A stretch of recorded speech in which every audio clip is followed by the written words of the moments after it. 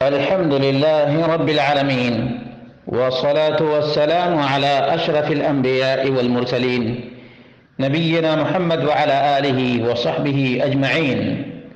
قال الله تعالى: يا أيها الذين آمنوا اتقوا الله حق تقاته ولا تموتن إلا وأنتم مسلمون واعتصموا بحبل الله جميعا ولا تفرقوا.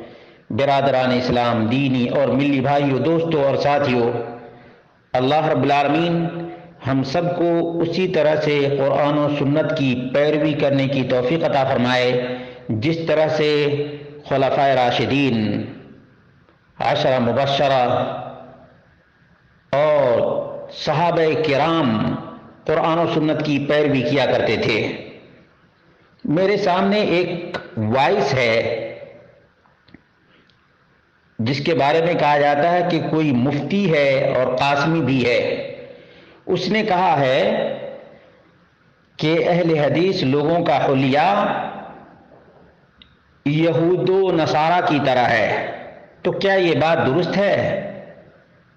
آج الحمدللہ انٹرنیٹ کا زمانہ ہے اور کوئی بھی علماء اہل حدیث کی شکل و صورت اور ان چنڈال چوکڑی مقلدوں کی صورت دیکھ لے، پتہ چل جائے گا۔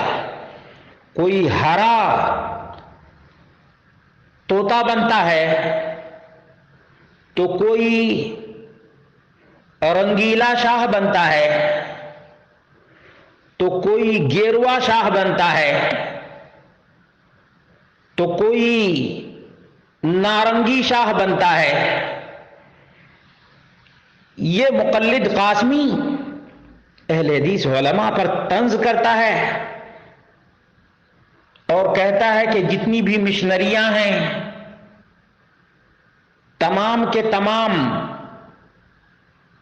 ان لوگوں کے سپورٹ میں ہیں۔ اللہ کے رسول صلی اللہ علیہ وسلم کے فرمان کی روشنی میں ہم دیکھتے ہیں کہ فرقے کس نے بنایا ہے؟ مقلد نے بنایا ہے یا متبع سنت نے بنایا ہے؟ قاسمی مفتی ذرا اپنے گریبان میں جھانک کر کے تو دیکھ لے، جھانک کر دیکھ لے۔ یہ مفتی ہمیں تو معلوم نہیں ہے کہ یہ حیاتی ہے یا مماتی ہے، یہ حنفی ہے یا ماتریدی ہے۔ دین کو تقسیم کرنے والے، یہود و نصارہ کی پیروی کرنے والے، یہ مقلدین ہیں۔ یہ مقلدین اللہ رب العالمین کے دین کو ٹکڑے ٹکڑے کرنے والے یہی مقلدین ہیں، جنہوں نے رب کے قرآن کو چھوڑا ہے، نبی کی سنت کو چھوڑا ہے اور اپنی نماز کو حنفی بنایا ہے۔ اپنی نماز کو کیا بنایا؟ حنفی بنایا۔ میرا سوال صرف اتنا ہے، کتاب و سنت کے ماننے والے کا صرف اتنا سوال ہے، اللہ رب العالمین نے امام ابو حنیفہ کی تقلید کا حکم دیا ہے؟ دکھا دو۔ نبی اکرم صلی اللہ علیہ وسلم نے امام ابو حنیفہ کی پیروی کا حکم دیا ہے؟ یہ رات و دن ختم ہو جائیں گے لیکن یہ مفتی قاسمی ایک بھی ثبوت فراہم نہیں کر سکتا ہے۔ تم صحابہ کی بات کرتے ہو، صحابہ میں کوئی حنفی تھا؟ کوئی ماتریدی تھا؟ کوئی دیوبندی تھا؟ کوئی حیاتی تھا؟ کوئی مماتی تھا؟ کوئی معتزلی تھا؟ کوئی نقشبندی تھا؟ کوئی چشتی اور قادری اور مجددی تھا؟ نہیں نا؟ تو صحابہ کے منہج پر کون چل رہا ہے؟ صحابہ کے سامنے بھی رب کی کتاب نبی اکرم صلی اللہ علیہ وسلم کی سنت تھی۔ آج اللہ رب العالمین کے فضل و کرم سے کتاب و سنت کے ماننے والوں کے سامنے بھی رب کا قرآن، نبی کا فرمان اور فہم صحابہ ہے. مقلد جو اپنے گلے میں تقلید کا پٹا ڈالے ہوا ہے وہ صحابہ کے منہج کو کیا سمجھے گا؟ تم نے تراویح کی بات کی ہے، تراویح تم اپنے امام سے ثابت کر دو، 20 رکعت ثابت کر دو. یہ رات و دن ختم ہو جائیں گے، تم اپنے امام سے بھی 20 رکعت ثابت نہیں کر سکتے. ہمارا چیلنج قبول کرو، اور لائیو ڈیبیٹ کرنا چاہتے ہو تو کر لو. تمہاری کتاب ہوگی، تمہارا پرنٹنگ پریس ہوگا، زبان میری ہوگی، میں پڑھ کے تم کو سناؤں گا اور کھلے عام دکھاؤں گا تمہاری کتاب سے.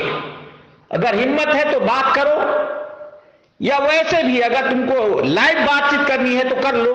میں دیکھتا ہوں کہ تم نے کتنا پانی پیا ہے یا تمہارے اندر کتنا پانی ہے، پھر تم کو پتا چلے گا کہ کتاب و سنت کے ماننے والے کس طرح سے مقلدین کے ناکوں چنے چبوانے والے ہیں. پتا چل جائے گا. ایک عام نوجوان جو کتاب و سنت کی طرف آیا ہے، تم ان کو یہ سب باتیں سنا کر تزلد کرنے کی کوشش کرتے ہو. رب کعبہ کی قسم ہے، وہ نوجوان جو ایک مرتبہ قرآن و سنت کی تعلیمات کو جان گیا، تمہارے تقلید کے پٹے کے پرخچے اڑا دے گا. تم کیا سمجھتے ہو؟ تمہیں کیا معلوم ہے؟ تم اپنے جیسے سب کو مقلد سمجھتے ہو. آج جو حالات ہیں، ابھی تبلیغیوں کے حالات، کوئی امیرائی ہے تو کوئی شورائی ہے. کس کا ایجنٹ ہے بتاؤ؟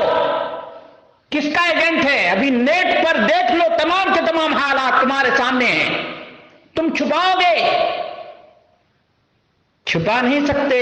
تم کس کس کے ایجنٹ؟ انگریز کا ایجنٹ کون تھا؟ مشنریوں کے ساتھ کون کام کر رہا تھا؟ اور آج بھی کون کام کر رہا ہے؟